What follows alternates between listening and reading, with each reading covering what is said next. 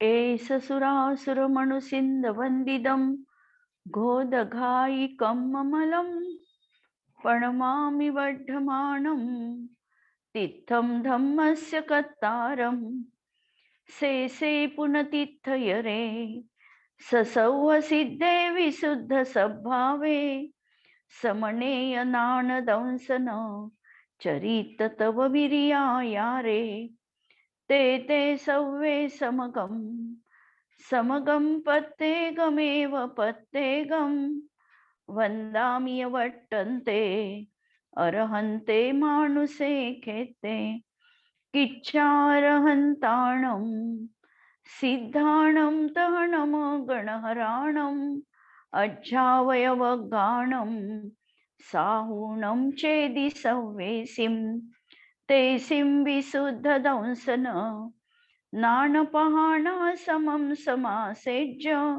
उवसंपयामि सम्मं जत्तो निर्वाण संपत्ती. स्वाध्याय कक्ष संपेपर्यंत आपणा सर्वांना चतुर्विध आहाराचा त्याग असणार आहे. अंतिम शासननायक 1008 भगवान महावीर स्वामी की जय. द्वादशांग श्रुत देवी की जय. आपण प्रवचनसार ग्रंथामध्ये मोहक्षयाचा उपाय बघतो आहे. सर्वप्रथम मोहक्षयाचा प्रथम उपाय आचार्यांनी सांगितलेला होता की अर्हंतांना त्यांच्या द्रव्य गुण पर्यायीच्या माध्यमातून जाणा आणि जाणल्यानंतर आपलंही स्वरूप तशाच प्रकारचं आहे हा अंतरंगामध्ये निर्णय करा आणि मग तुम्हाला पर्यायाला द्रव्यामध्ये केंद्रित करून आणि गुणांना देखील एकाकार करून अभेद अनुभूती घेण्याचा प्रयत्न करा. ही अभेद अनुभूती याचंच नाव आहे सम्यक दर्शन आणि हे सम्यक दर्शन प्राप्त झालं की मोहाचा म्हणजेच मिथ्यात्वाचा नाश होणार आहे आणि क्रमिक विकास साधत साधत चारित्र मोहनीयाचाही नाश करून हा जीव मुक्तिपदाला प्राप्त करणार आहे. परत प्रश्न उपस्थित झाला की आणखी काही उपाय आहे का मोहक्षयाचा? तर मोहक्षयाचा दुसरा उपाय आचार्यांनी सांगितला. दिव्य ध्वनीमध्ये तीर्थंकरांच्या वाणीमध्ये जी गोष्ट समीचीन रीतीने प्रतिपादित केलेली आहे, जे 7 तत्व सांगितलेले आहे, या 7 तत्वांची श्रद्धा करा आणि त्यासाठी शास्त्राभ्यास करा. हा महत्वाचा मुद्दा की आगमाचं अध्ययन करा आणि आगमाच्या अध्ययनामुळे एक तर आमचा हा जो अनादिकालाचा मोहाचा उपचय आहे, मोहाचा संस्कार आहे, हा आमच्या जीवनातला बाजूला होईल. रागद्वेषाला आम्ही त्यांनी ओळख पटविली. रागद्वेष ओळख पटविल्यानंतर फार काळ जीवनात राहत नाही. मोहाला देखील आम्ही यथार्थ रीतीने जाणलं आणि मोह हा ठग आहे, आम्हाला तो अनादिकालापासून फसवत आहे, ही गोष्ट लक्षात आल्यानंतर जसं आम्ही व्यवहारामध्ये एखाद्या ठग व्यक्तीला जवळ उभं करत नाही, त्याप्रमाणे आम्ही या मोहाला देखील जीवनात दूर करणारच आहे. मोहाच्या ओळखण्याची चिन्ह आपल्याला सांगितलेली होती. यथार्थ मोह म्हणजे अयथार्थ प्रतिपत्ती आणि करुणाभाव, आणि ह्या 2 दृष्टीने आम्ही जीवनात बघायला म्हणजे याला दूर करायला सांगितलेलं आहे. आणि जसं आता शास्त्राचा अभ्यास आम्हाला करायचा आहे, तर शास्त्र तर हे नेहमी नयामध्ये निबद्ध आहे. नयाला देखील आम्हाला समीचीन रीतीने वस्तू स्वरूपानुसार जाणावं लागणार आहे.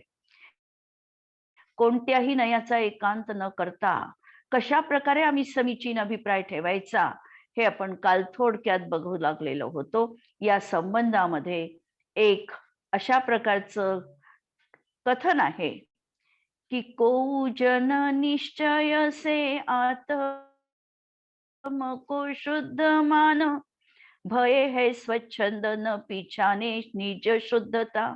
काही जन असे आहे की निश्चयाने आत्मा सर्वथा शुद्धच आहे असे म्हणतात आणि स्वच्छंद होऊन खऱ्या वस्तुतत्वाला प्राप्त करतच नाही. नंतर काही असे आहे को व्यवहार दान शील जप तप कोही आत्म को हित जान, छांडत न मुग्धता. काही जीव व्यवहारामध्ये एवढे अडकलेले आहे की दान तपशील हेच मुक्तीचं कारण आहे हे मांडतात आणि स्वतःच मुग्धपणा मूढपणा सोडत नाही आणि आत्म्याच्या शुद्ध तत्वाला देखील ओळखत नाही. आणि काही असे आहे, को व्यवहार नय निश्चय के मार्ग को, भिन्न भिन्न पहिचान करे निज शुद्धता. काही जीव दोन मार्ग आहे असे म्हणतात. शुभोपयोग ही मुक्तीला कारणीभूत आहे आणि शुद्धोपयोग देखील मुक्तीला कारणीभूत आहे. दोनही मार्ग मांडतात आणि आपली मूर्खपणा किंवा उद्धटता सोडत नाही. आणि शेवटी जब जाने निश्चय के भेद व्यवहार सब, कारण है उपचार माने तब बुद्धता. खरी बुद्धता कधी प्राप्त होईल तर निश्चयालाही यथार्थ रीतीने जाणून घ्या, व्यवहाराचे भेद प्रभेदही जाणा, आणि व्यवहार म्हणजे उपचरित कथन आहे आणि निश्चय म्हणजे यथार्थ कथन आहे, ही समीचीन दृष्टी ठेवा. तेव्हा कुठे आम्हाला खऱ्या अर्थाने ज्ञानाची प्राप्ती होऊ शकणार आहे. तर अशा तऱ्हेने न निश्चयाचा एकांत न व्यवहाराचा एकांत, निश्चयनयाचा पक्ष हा समीचीन दिग्दर्शन करणारा आहे म्हणून उपादेय आहे. आणि जोपर्यंत निश्चयाची प्राप्ती जीवनामध्ये होत नाही तोपर्यंत आम्हाला व्यवहार त्या ठिकाणी सोडता येत नाही. आणि या दृष्टीने कथनचित व्यवहाराची देखील प्रतिष्ठा जीवनामध्ये असावी लागते. आणि काल आपण इथेच थांबलेलो होतो वाचता वाचता की निश्चय परिणतीमध्ये निमित्ताचा अभाव असतो. निश्चय जेव्हा आम्हाला प्राप्त होणार आहे म्हणजे अनुभूती ज्या वेळेला प्राप्त होणार आहे त्यावेळेला निमित्त अप्रयोजनीय अकिंचितकर ठरले. निमित्त तिथे संपलेले आहे. निमित्ताचं पहिल्यांदा कार्य होतं पण या कार्याला विराम मिळून अनुभूतीची प्राप्ती जेव्हा झाली, अनुभूतीमध्ये न निश्चय नयाचा विकल्प आहे न व्यवहार नयाचा विकल्प आहे. अनुभूती तर फक्त प्रतीती आहे, अनुभूती आहे, याच्यामध्ये दुसरं काही नाही. आणि अनुभूती कशी असते जीवनात तर अनुभूती ही असते ही मुकस्वादनवत. जेव्हा स्वाद घेत आहे पण मुकी व्यक्ती आहे, जसा ती स्वाद सांगू शकत नाही कारण तिला बोलता येत नाही, त्याप्रमाणे अनुभूती ही वचन गोचर नाही. परंतु तरीही वचनामध्ये सांगायचं असेल तर कथनचित वचन ही आहे. पण वचनामध्ये अनुभूती निबद्ध झाली की ती पूर्णपणे सत्यार्थ राहू शकत नाही. जसं पाण्यामध्ये काडी ठेवल्यानंतर ती काडी आम्हाला तिरपी दिसते, वास्तविक सरळ काडी आहे, पण पाण्यामध्ये काडी ठेवली तर जशी तिरपी दिसते त्याप्रमाणे सत्य जेव्हा वचनामध्ये सांगितलं जातं तेव्हा त्याच्यामध्ये ते पूर्ण सत्य असत नाही. एक बाजू एक आयाम सत्याचा आम्ही शब्दामध्ये मांडू शकतो. शब्द शेवटी अनुभूतीमध्ये आहे. ही गोष्ट आपल्याला अत्यंत महत्वाची आणि श्रद्धेमध्ये ठेवण्याची आहे. जरी आम्ही आगम ग्रंथ किंवा अध्यात्म ग्रंथ वाचत असतो आणि अध्यात्म ग्रंथात आत्म्याचं सांगोपांग वर्णन केलेलं आहे हे देखील आम्ही समजतो, मांडतो, पण मानत असताना शब्द शेवटी शब्द आहे. शब्दांना जेव्हा आत्मप्रतीतीचं रूप येईल तेव्हा ती अनुभूती आहे आणि अनुभूती ही निरंतर शब्दातीत असणार आहे. अशा प्रकारेच आम्हाला तिथे श्रद्धा ठेवायची आहे. म्हणून निश्चय परिणतीमध्ये म्हणजे अनुभूतीमध्ये निमित्ताचा अभाव असतो. प्राथमिक भूमिकेत त्याचा अवलंब घेऊन शुद्धात्म परिणती तर स्वाश्रयाने आपण स्वतः केल्यानेच होणारी असते. पहिल्या भूमिकेमध्ये आम्हाला व्यवहार नयाचं अवलंब जरूर घ्यावं लागतं. जर एखादी व्यक्ती आहे आणि तिला उठवत नसेल तर तिला हाताचा सहारा देऊन उठवावं लागतं. लहान बालक आहे, त्याला चालता येत नाही, त्यावेळेला त्याला पांगुळ गाडा द्यावा लागतो. पण तो पांगुळ गाडा म्हणजेच चालण्याचं साधन आहे असं मानून बसला तर त्याच्यापासून तो पांगुळ गाडा त्याच्यापासून सोडवावा देखील लागतो. म्हणून प्राथमिक भूमिकेत असा हा व्यवहाराचा अवलंब घेणं, असा हा शुद्धात्म परिणती ही स्वाश्रयानी, स्वतःच्याच आश्रयानी ती उत्पन्न होणार आहे. भगवंतांचं दर्शन करता करता स्वतःच्या आत्मपरिणतीचं देखील भान जीवनात असलं पाहिजे. मूर्तीमधील मंदिरातील मूर्तींमध्ये, वेदीवरील मूर्तींमध्ये जोपर्यंत आम्हाला भगवानपणा दिसत नाही, तोपर्यंत आम्हाला जीवनात आमच्या स्वतःच्या देखील माझ्या देह देवालयात आत्मा विराजमान आहे हे विश्वास उत्पन्न होऊ शकत नाही. तिथेही आम्हाला भगवान दिसले पाहिजे, पण तिथेच भगवान नसून आम्ही देखील भगवत स्वरूप आहे या शेवटच्या निष्कर्षावर देखील आम्हाला यावं लागणार आहे. आणि अशा तऱ्हेने जेव्हा आम्ही ही अशा प्रकारची आत्म्याची सिद्धी जीवनात याच पद्धतीने होते, ही अकाट्य श्रद्धा ठेवावी लागणार आहे. म्हणून यामध्येच व्यवहाराची ही समीचीन प्रतिष्ठा आहे. आणि इथेच या व्यवहाराची खरी प्रतिष्ठा आहे की निश्चयाला सांगण्यात व्यवहार धन्यता मानतो. जसा एखादा खूप भक्तिवान सेवक असतो, तो आपल्या स्वामीची प्रशंसा करतानाच स्वतःची धन्यता अनुभवतो. त्याप्रमाणे व्यवहार देखील निश्चयाचे गोडवे गाण्यातच, निश्चय प्रतिपादन करण्यातच स्वतःला धन्य अनुभवतो. आणि हीच व्यवहाराची समीचीन प्रतिष्ठा आहे. शुभोपयोग रूप व्यवहार धर्मास शुभरागासही धर्म मानण्यात शुद्धात्म्याचा अनादर आहे. जर आम्ही म्हटलं की शुभोपयोगही एक मुक्ती मार्ग आहे आणि शुद्धोपयोगही दुसरा मुक्ती मार्ग आहे, तर मोक्षाचे मार्ग असे दोन नाहीत. शुभोपयोग रूप परिणती जीवनात अवश्य भावी असणारच आहे, पण ती शुद्धोपयोगासोबत असेल तर त्या शुभोपयोगावर हा धर्म आहे असा उपचार केला जातो. लक्षात घ्या वाक्य. शुभोपयोग जीवनात अनिवार्यपणे ज्ञानीच्या असणार आहे, पण हा शुभोपयोग जेव्हा शुद्धोपयोगासोबत असतो, म्हणजे ज्या वेळेला आत्मानुभूतीची दशा आहे, परमसमाधीमध्ये ते लीन आहे, अशा वेळेला असणारा त्यांच्या जीवनातला शुभोपयोग, त्यावेळेला त्या शुभोपयोगावर सुद्धा हा धर्म आहे किंवा यांनी मुक्ती झाली अशा प्रकारचं उपचारित दृष्टीने कथन केल्या जातं.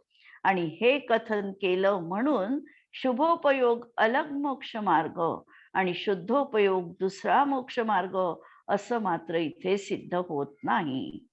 म्हणून धर्म मांडण्यास शुद्धात्म्याचा आम्ही अनादर केला आणि समीचीन व्यवहार नयाची देखील अप्रतिष्ठा आहे.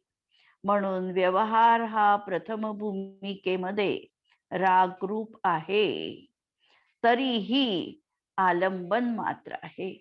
व्यवहार धर्मानी जिनेंद्र भगवंतांच्या विषयीचा प्रशस्त राग जीवनात आहे, पण हा प्रशस्त राग देखील शुद्धोपयोगाची भूमिका आमची प्रशस्त करणार आहे, शुद्धोपयोगापर्यंत पोचविणार आहे. म्हणून या शुभोपयोगाला सुद्धा अवलंबन घेण्या योग्य मानलेलं आहे. जर आम्ही याचंही मधलं अवलंबन सोडून दिलं आणि शुद्धात्म लाभ आम्हाला झाला नाही, तर मात्र अशुभोपयोगाशिवाय तरुणोपाय नाही, ही गोष्ट आचार्यांना चांगल्या पद्धतीने ज्ञात होती. आणि म्हणून त्यांनी हे सांगितलं की जोपर्यंत तू शुद्धोपयोगाला प्राप्त होत नाही, तोपर्यंत शुभोपयोग तुझ्या जीवनात तुला अनिवार्यपणे जोपासायचा आहे, त्याची साथ तुला घ्यायचीच आहे. तो जरी प्रशस्त राग असला तरी कथंचित अवलंबन घेण्यायोग्य आहे, कथंचित उपयोगी आहे.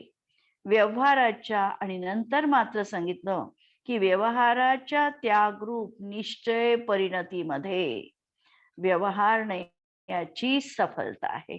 आणि इथे तो धन्यता मांडतो की मी निश्चयाप्रत व्यक्तीला पोचवलं, तिला त्याच्या स्थानामध्ये केंद्रित केलं आणि मग व्यवहार म्हणतो की मला आत्ता समाधान झालं की मला आत्म्याला त्या ठिकाणी बघता आलं. उदाहरण आपल्याला बघता येईल. नेहमीचं उदाहरण आहे की आम्हाला समजा बदाम बी हवे आहे. बदाम बी हवे असेल, आमचा निश्चय तर बदाम बी प्राप्त करणं हे आहे. पण हे मिळविण्यासाठी आम्हाला त्या बदामीचं झाड पहिल्यांदा जोपासावं लागेल. झाड म्हणजे बदाम नाही, नक्की आहे. पण त्या झाडालाच पुढे चालून बदाम लागणार आहे. म्हणून त्या झाडाची निगा आम्हाला राखावी लागेल. त्याला खतपाणी द्यावं लागेल, त्याला वाढवावं लागेल. त्याला जे काही फळं, फुलं येतील ते व्यवस्थित येतात आहे की नाही हे बघावं लागेल. त्याला बदाम धरल्यानंतर त्याला पक्वही होऊ द्यावं लागेल आणि नंतर त्याच्यातून फोडून आम्हाला जी बदामगिरी मिळणार आहे ती आमचं निश्चय प्राप्ती आहे. पण ही जी सगळी आम्ही यासाठी प्रक्रिया केली, ही सगळी व्यवहाराची भूमिका आहे आणि हा व्यवहार आम्हाला सर्वथा सोडता येत नाही. ही त्या ठिकाणी व्यवहाराची आणि निश्चयाची मर्यादा आपल्याला लक्षात घेतली पाहिजे. शास्त्र स्वाध्याय करत असताना स्वाध्यायही जीवनामध्ये कसा असावा, तर स्वाध्याय कसा असला पाहिजे आमच्या जीवनात. स्वाध्याय म्हणजे केवळ शब्द वाचन नाही. शब्दांच्या माध्यमातून आम्हाला भावभासना झाली पाहिजे, पहिली गोष्ट तर.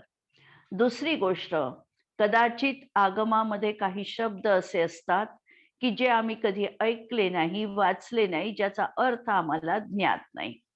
तर ते शब्द आम्हाला ते समजेपर्यंत त्या शब्दांचा आम्हाला ध्यास घ्यायचा आहे.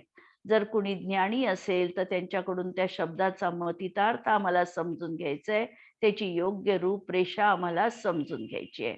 जसं आमची एखाद्या व्यवहारातला जर आम्हाला शब्द समजला नाही तर आम्ही डिक्शनरी उघडतो, त्याच्यामध्ये त्या शब्दाचा अर्थ शोधतो. त्याप्रमाणे आमच्याजवळ देखील धर्माची डिक्शनरी उपलब्ध आहे.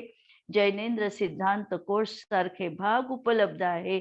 आणि जर एखादा शब्द आम्हाला अडला असेल, संदर्भ माहिती नसेल, तर त्यामध्ये देखील आम्ही त्याचा अर्थ शोधू शकतो आणि तो शब्द तिथे का आला, त्याचं प्रयोजन काय आहे हे देखील आम्ही व्यवस्थितरित्या बघू शकतो. म्हणून जर आम्हाला शब्द समजले नसतील, अर्थ लागत नसेल, तर आमच्या मनामध्ये तोच तोच विचार सातत्याने स्वाध्याय करत असताना असायला पाहिजे.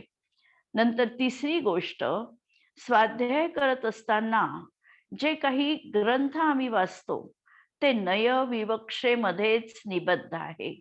जसं प्रवचनसार जेव्हा आम्ही वाचतो तेव्हा नयाची चर्चा जी येणार आहे ती द्रव्यार्थिक आणि पर्यायार्थिक नयाच्या मुख्यतेने हे कथन असणार आहे.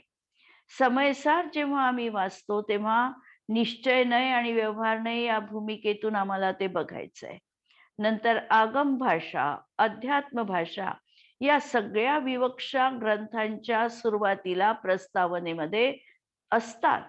त्याचं अध्ययन करून त्या दृष्टिकोनातून तो ग्रंथ आम्हाला वाचायचा आहे. जर आम्ही प्रथमानुयोग वाचतो आहे आणि प्रथमानुयोगात आम्ही द्रव्यानुयोगच फक्त बघितला तर आम्हाला तो जास्त दिसणार नाही. परंतु त्याचं प्रयोजन शेवटी आत्मानुभूती हे त्याचं प्रयोजन आहे, हेही तिथे लक्षात घ्यावं लागेल. नंतर चौथी गोष्ट की आगमामध्ये जे काही शब्द असतात, या शब्दांची पदस्थता देखील आम्हाला जाणून घ्यावी लागते की तो शब्द त्या ठिकाणीच का आणि कसा ठेवला. जर तो पुढे मागे केला असता तर काय अर्थामध्ये बिघाड घडला असता, हेही काटेकोरपणे आम्हाला बघावं लागतं. जसा काल गाथेमध्ये शब्द आला करुणाभाव, आणि करुणाभाव असताना करुणाभाव हा मोहाचं चिन्ह आहे हे जेव्हा आचार्य म्हणत आहे, तर हे म्हणत असताना केवढं क्रांतिकारक विधान ते आहे हे आम्ही लक्षात घेऊ शकतो. परंतु त्याला जर आम्ही अशा प्रकारे आचार्यांचा दृष्टिकोन समजलो की या दृष्टिकोनातून त्यांनी त्या ठिकाणी तसं म्हटलेलं आहे, ही त्याची पदस्थता तिथे कशी आहे हे जर आम्ही जाणून घेतलं तर मग तो शब्द आम्हाला खटकत नाही. त्या शब्दाचा योग्य अर्थ किंवा मतितार्थ आम्हाला कळतो. त्याचं रहस्य आम्हाला त्या ठिकाणी ज्ञात होतं. म्हणून शब्दाची पदस्थता आम्हाला जाणून घ्यायची आहे. पदस्थतेच्या बाबतीत तर आम्ही अनेक उदाहरणं सांगू शकतो, की जसं कामना हा शब्द आहे. कामना हा शब्द जर मी सलग रीतीने उच्चारला तर त्याचा अर्थ होतो इच्छा. कामना म्हणजे इच्छा. पण समजा हा शब्द मी काम आणि ना असा उच्चारला, काम ना म्हणजे इच्छा नाही, असा त्याच्यातून विपरीत म्हणजे दुसरा विरुद्ध अर्थ निघतो. एक शब्द सांगतो कामना म्हणजे इच्छा आणि तो शब्द जर काम ना असा उच्चारला तर त्या ठिकाणी शब्दाचा अर्थ बदलतो. आचार्य विद्यासागर महाराजांचं सदलगा हे जन्मगाव आहे. त्या ठिकाणी जर तुम्ही सदलगा हा शब्द उच्चारला तर तो शब्द बऱ्याच लोकांना तिथे समजत नाही. परंतु सदलगा असं म्हटल्यानंतर त्यांना त्याचा अर्थबोध होतो. म्हणजे एकच शब्द, परंतु त्या शब्दाला कुठे आम्ही पॉज देतो त्याच्यावरून त्याचा अर्थ बदलतो. जसं आणखी सांगता येईल की रोको मत जाने दो, रोको मत जाने दो हे 4 शब्द आहे. आता ह्या शब्दाला रोको मत जाने दो असं जर आम्ही वेगळा त्याचा अर्थ निघाला आणि दुसरा रोको मत जाने दो असं म्हटल्याबरोबर त्याचा अर्थ बदललेला आहे. तर अशा प्रकारे याच्यामध्ये जसा आम्हाला फरक दिसतो त्याप्रमाणे आम्हाला या शब्दांची पदस्थता देखील योग्य रीतीने जाणून घ्यावी लागणार आहे. शब्दांची पदस्थता ही अत्यंत महत्वपूर्ण आहे. नंतर आपल्याला पाहता येतं की शब्द फक्त शब्दांपुरतं सीमित बोलत नाही. शब्दांच्या माध्यमातून 2 शब्दामध्ये जो काही स्पेस आहे, रिकामी जागा आहे, तिथे देखील काहीतरी महत्वपूर्ण अशा प्रकारचं निशब्द रीतीने सांगितल्या गेलेलं असतं. शब्दांमधल्या या अंतराला देखील आम्हाला कधी कधी ज्ञात करून घ्यावं लागतं. जसं शब्द विराम पावले आचार्य प्रत्येक वेळेला सांगणार आहे, अलम शब्देन हे आचार्यांचे शब्द आहे किंवा अलम प्रपंचेन असं आचार्य म्हणणार आहे. म्हणजे आता हा व्यापार पुरे झाला. आता पुरे झाला म्हणत असताना आचार्यांचा तिथे जो दृष्टिकोन आहे, हा दृष्टिकोन स्वतःच्या अनुभूतीमध्ये आता तुम्ही रममाण व्हा हे सांगणार नाही. शब्द नाही सांगितले त्यासाठी, पण अलम शब्देन अलम प्रपंचेन हे म्हणत असताना आचार्यांना हे अभिप्रायात आहे की या ठिकाणी व्यक्तीने आता अंतर्मुख होऊन मी आतापर्यंत जे काही कथन केलेलं आहे त्या कथनाची अनुभूती घेण्याचा प्रयत्न करायचा आहे.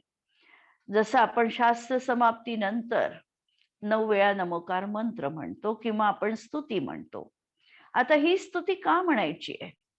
तर आम्ही त्या दिवशी जे काही शास्त्राचं अध्ययन केलं, जे काही आम्ही वाचलेलं आहे, हे वाचल्यानंतर अगदी डोळे मिटून निस्तब्धपणे जेव्हा आम्ही नमोकार मंत्राचं पठण करतो त्यावेळेला सहजच जे काही वाचलं त्याची रिव्हिजन त्या 5 मिनिटामध्ये जीवनात होऊन जाते. हे सांगितलं गेलेलं नाही आहे, परंतु न सांगता देखील त्या ठिकाणी तो अर्थ लावून घ्यायचा असतो. ही स्वाध्यायाची खरी परम सीमा आहे. म्हणून स्वाध्याय करत असताना या सगळ्या गोष्टी आहे.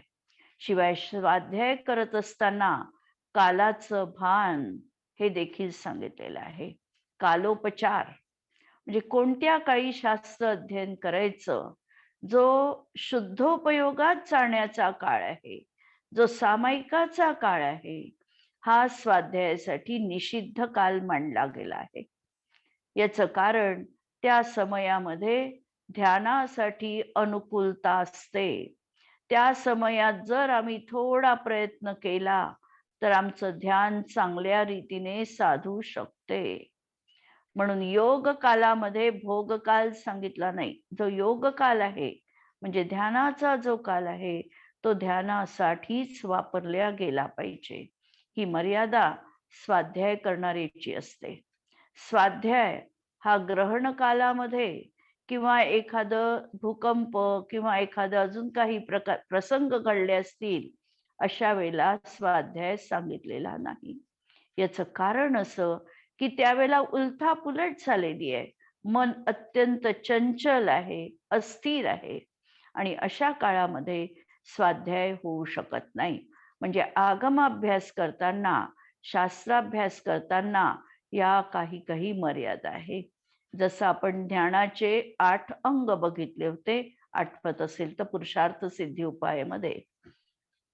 त्या अंगांचं स्मरण करून शास्त्र स्वाध्याय आम्हाला जीवनात करायचा असतो.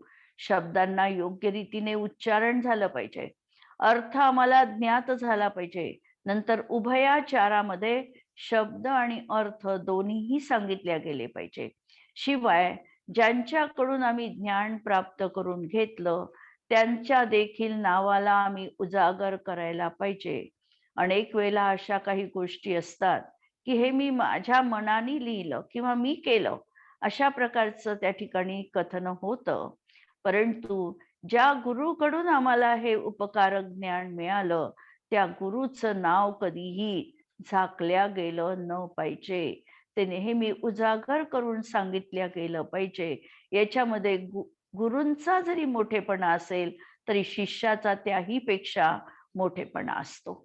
आणि अशा रीतीने कधी कधी आपल्याला एखादी गोष्ट आकलित होत नाही आणि या वेळेला सहज आपण सांगू शकतो की ही गोष्ट माझ्या ज्ञानाचा आज विषय नाही.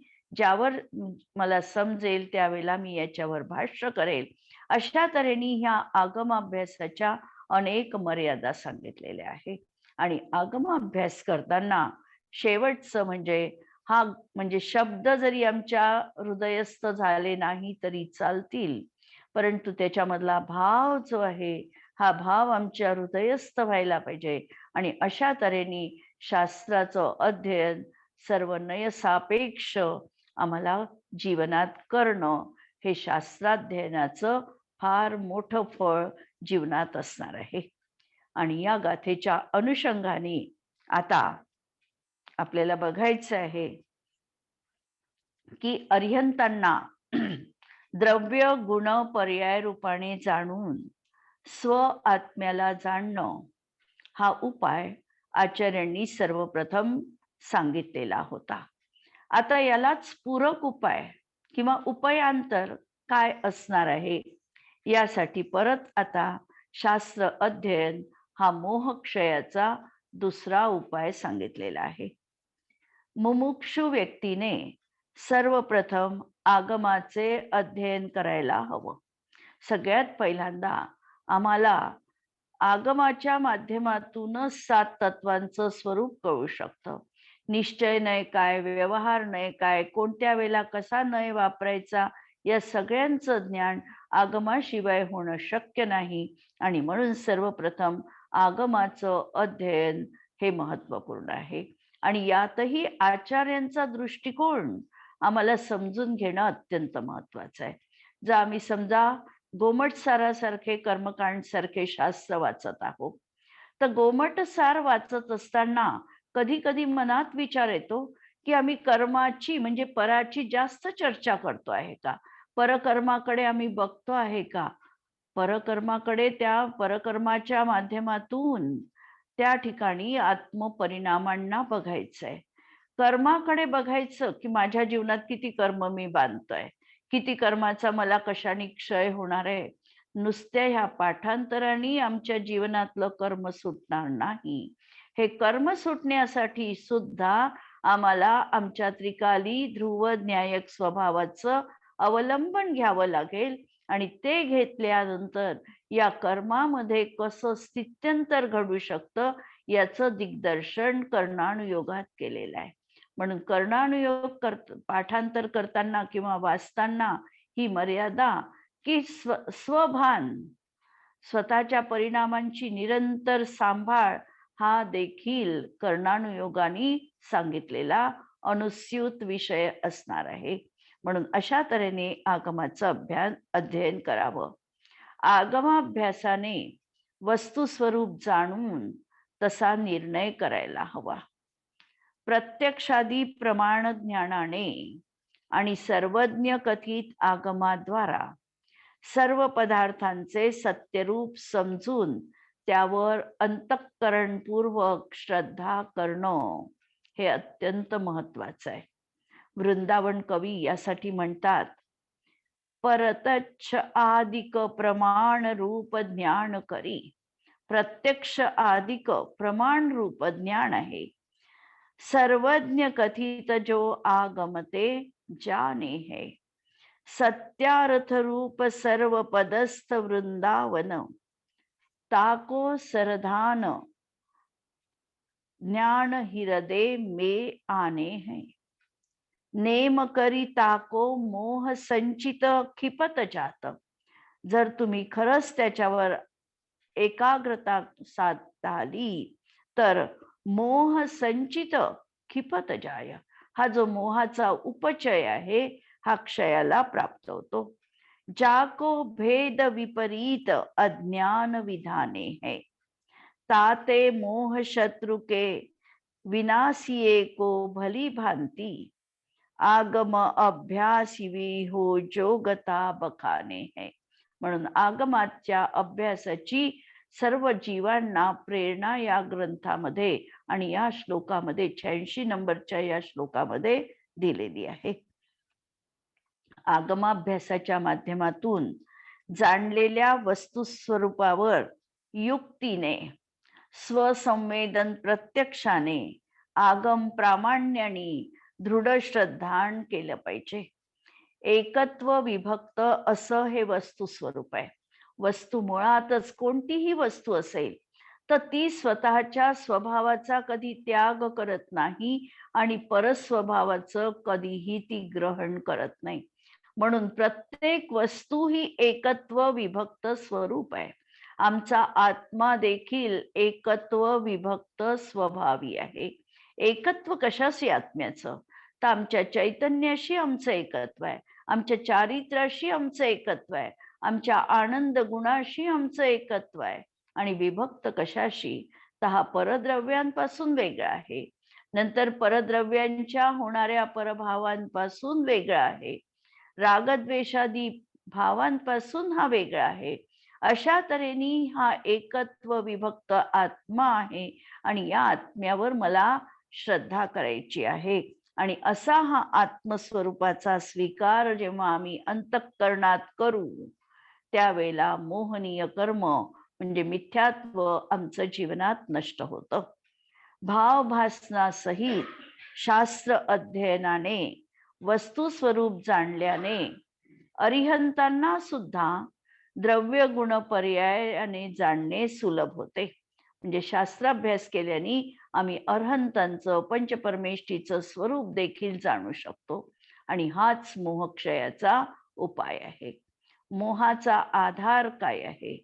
तर मोहाचा आधार अज्ञान आहे. जोपर्यंत आम्हाला समीचीन ज्ञानाची प्राप्ती होत नाही आणि समीचीन ज्ञानाची प्राप्ती मिथ्यात्व जाईपर्यंत समीचीन ज्ञानाची प्राप्ती होत नाही.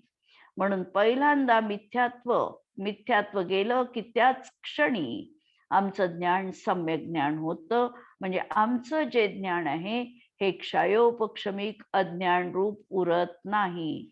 मिथ्यात्व ज्या क्षणी जाईल त्या क्षणी आमचं क्षयोपक्षमिक अज्ञान दूर होणार आहे. आणि म्हणून असा मोहाचा आधार अज्ञान आहे. आणि हे अज्ञान नष्ट झालं तर मोह देखील नष्ट होतो. भगवंतांची दिव्यध्वनी ही शास्त्रात निबद्ध झालेली आहे. जे तीर्थंकर आहे हे अर्थकर्ते आहे, अर्थाचे कर्ते आहे. तर गणधर जे असतात हे द्रव्यश्रुताचे कर्ते आहे. आणि अरहंतांनी सांगितलं, गणधरांनी आपलं द्रव्यश्रुताच्या माध्यमातून कथन केलं. मौखिक परंपरेने अनेक काळ ही परंपरा कायम राहिली. पुढे ही लिखित रूपात आचार्यांनी ही जोपासली आणि आमच्या समोर हे शास्त्र आज निबद्ध आहे. ते जसंच्या तसं आहे. त्याच्यामध्ये कोणत्याही तऱ्हेची मिसळ सरमिसळ झालेली नाही. तीर्थंकरांची जशी दिव्यध्वनी प्रामाणिक आहे, तसेच हे शास्त्र देखील प्रामाणिक आहे. आणि अशा तऱ्हेने ही निबद्ध जी जिनवाणी आहे, ही देखील आम्हाला परमपूज्य आहे. हे द्रव्यश्रुत देखील शिरोहार्य आहे. अशा तऱ्हेने ही देशना यथार्थ ग्रहण करून अर्हंतांना द्रव्य गुण पर्याय रूपाने जाणून शास्त्राच्या माध्यमातून तशी श्रद्धा करा. आणि हाच मोहाचा नाश होण्याचा दुसरा उपाय आहे. या गाथेचा प्रयोग की निर्मोह आत्मतत्वोपलंभी होण्यासाठी निर्मोह मिथ्यात्व केलं म्हणून निर्मोह म्हणायचं. जर निर्मोह स्वभाव आम्हाला आमचा प्राप्त करायचा असेल तर सर्वप्रथम भाव भासनारूप वस्तूला जाणून आत्मज्ञान प्राप्त करून घेण्याचा प्रयत्न करावा. म्हणजे पहिल्यांदा तर आम्हाला आमच्या कर्णानुयोगाच्या दृष्टिकोनातून जर बघायचं असेल तर सर्वप्रथम आम्हाला आमच्या त्रिकाली ध्रुव न्यायक स्वभावाचं वेदन आम्हाला करावं लागेल की मी हा असा त्रिकाली ध्रुव आत्मा आहे आणि तिकडे कर्मामध्ये मात्र तशा प्रकारे विशिष्ट प्रक्रिया त्या समयात घडत राहील. मला कर्माला नष्ट करायचं आहे हा भाव जर आम्ही ठेवला तर कर्म मी नष्ट करू शकत नाही, कारण कर्म माझ्यासाठी परद्रव्य आहे. मी काय करू शकतो तर मी माझे परिणाम करू शकतो. आणि मी जेव्हा माझ्या त्रिकाली ध्रुव न्यायक स्वभावाला जाणेल तिथे रममाण होईल, तेव्हा कर्मामध्ये देखील उथल पुथल होईल. कर्म देखील सहज रीतीने जीवनातलं निघून जाईल आणि मला या निर्मोह पदाची प्राप्ती होऊ शकेल. हा प्रयोग आम्हाला जीवनात करायचा आहे. आपण या ठिकाणी आज थांबतो आहे. उद्या पुढच्या गाथेकडे वळू. जिनवाणी के ज्ञान से सूझे लोकालोक, सो जिनवाणी मस्तक नमो सदा देतऊ को.